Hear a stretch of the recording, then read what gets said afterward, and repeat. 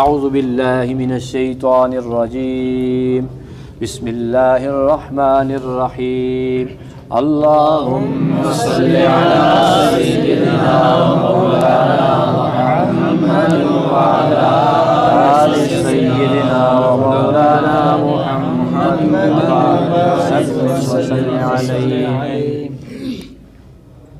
عزیز طلبہ و طالبات اور عظیم مدرسین و مدرسات، السلام علیکم ورحمۃ اللہ وبرکاتہ۔ وعلیکم السلام ورحمۃ اللہ وبرکاتہ۔ آن لائن درس نظامی میں آپ سب کو خوش آمدید کہتے ہیں۔ کافیہ ابن حاجب المرفوعات سبق نمبر 22 یعنی 22 اور تنازع فعلان کے باب میں قسط نمبر 5 کے ساتھ آپ کی خدمت میں حاضر ہیں۔ اللہ تعالیٰ علم کی ان راہوں پر ہم سب کو استقامت اور اخلاص کی دولت عطا فرمائے۔ کافیہ کی عبارت پر ذرا غور کریں۔ علامہ ابن حاجب فرماتے ہیں وجازہ اور جائز ہے خلافاً للفراء، امام فراء کی مخالفت کرتے ہوئے، امام فراء کے ساتھ اختلاف رائے رکھتے ہوئے، امام فراء کے ساتھ اختلاف کرتے ہوئے۔ سمجھ آ گئی کہ نہیں؟ سمجھ آ گئی؟ جی۔ اچھا بیٹا، جازہ سے مصنف جمہور اور امام فراء کے درمیان اختلاف کو بیان فرما رہے ہیں۔ جازہ کی جو تفسیر ہے وہ یہ ہے کہ تمام جتنے بھی ناوی ہیں جنہیں ہم جمہور کہتے ہیں، اس بات پہ متفق ہیں کہ پہلے کو بھی عمل دینا جائز ہے اور دوسرے کو بھی عمل دینا جائز ہے۔ جمہور اس پر متفق ہیں۔ جواز اور عدم جواز پر جو اختلاف ہے وہ جمہور اور امام فراء رحمۃ اللہ تعالیٰ علیہ کے درمیان ہے۔ جمہور اور امام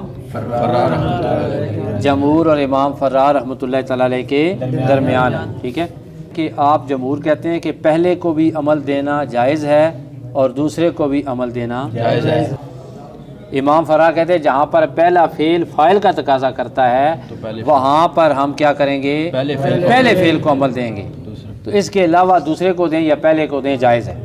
یہ کہتے ہیں جہاں پر پہلا فعل فاعل کا تقاضا کرتا ہے پہلے فعل کو عمل دینا جائز ہوگا اور دوسرے فعل کو عمل دینا جائز نہیں ہوگا۔ سمجھ آ رہی موقف کس کا؟ امام فراء کا۔ امام فراء رحمۃ اللہ تعالیٰ علیہ کا۔ وہ بھی یہی کہتے ہیں کہ ہم تینوں صورتوں میں سے کسی ایک صورت پر بھی عمل نہیں کر سکتے اگر دوسرے فعل کو عمل دیتے ہیں۔ امام فراء کہتے ہیں اگر ہم دوسرے فعل کو عمل دیتے ہیں تو پہلے فعل کے فاعل کو ظاہر کرنا پڑے گا۔ اگر ہم ظاہر کریں گے ضربنی زید و اکرمنی زید تو تکرار فاعل لازم آئے گا جو کہ فساد کے خلاف ہے، تو پہلی صورت بھی نہیں ہوگی۔ دوسری صورت میں ہم ضمیر لے کر آ سکتے ہیں، تو جب ضمیر لے کر آئیں گے تو اضمار قبل ذکر لازم آئے گا، یہ بھی جائز نہیں ہے۔ تیسری صورت کون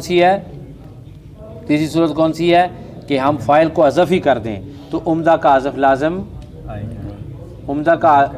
لازم آتا ہے جو کہ جائز نہیں ہے۔ فاعل عمدہ ہوتا ہے نا، تو عمدہ کا حذف نہیں کریں گے۔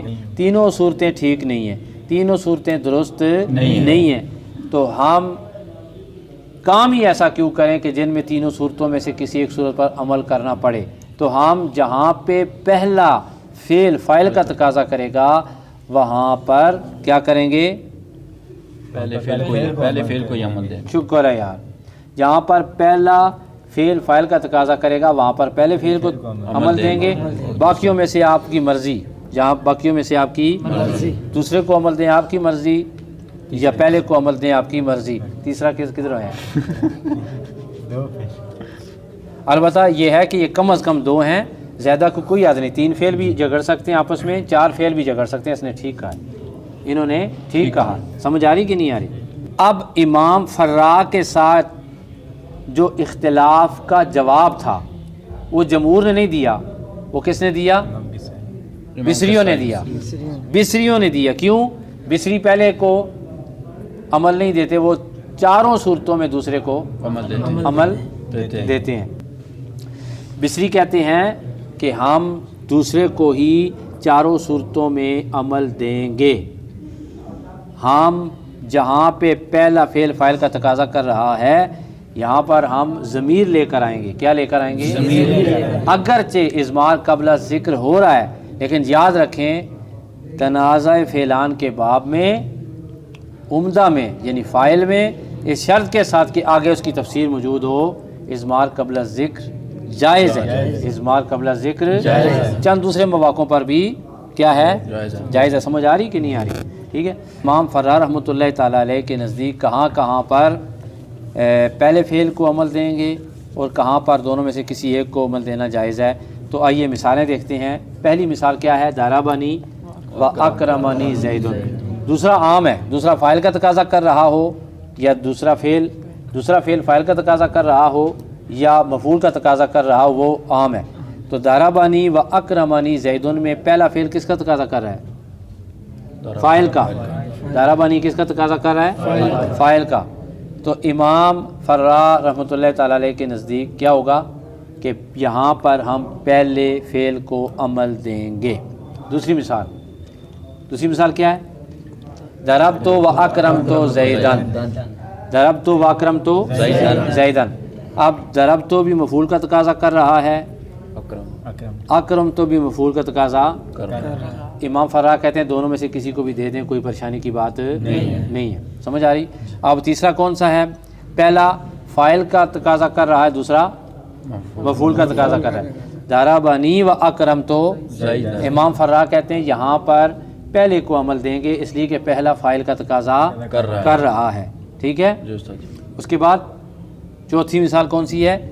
ضربت و اکرمنی زید۔ امام فرار کہتے ہیں دونوں میں سے کسی کو بھی عمل دے سکتے ہیں اس لیے کہ پہلا فاعل کا تقاضا نہیں کر رہا۔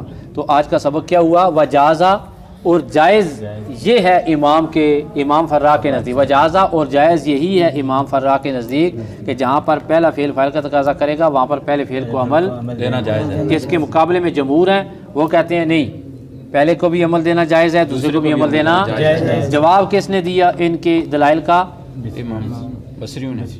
بصریوں نے ان کے دلائل کا جواب دیا ہے اس دلیل کے ساتھ کہ اضمار قبل ذکر تنازع فعلان کے باب میں اس شرط کے ساتھ عمدہ میں جائز ہے کہ آگے تفسیر آ رہی ہو۔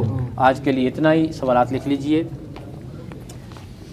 ایک ہی سوال ہے کہ امام فرا اور جمہور کے درمیان تنازع فعلان کے باب میں اختلاف کو اپنے الفاظ میں بیان کریں۔ ایک نئے سبق کے ساتھ آپ کی خدمت میں دوبارہ حاضر ہوں گے۔ سید دلاور حسین شاہ کاظمی کو دیجیے اجازت۔ السلام علیکم ورحمۃ اللہ وبرکاتہ۔ وعلیکم السلام ورحمۃ اللہ وبرکاتہ۔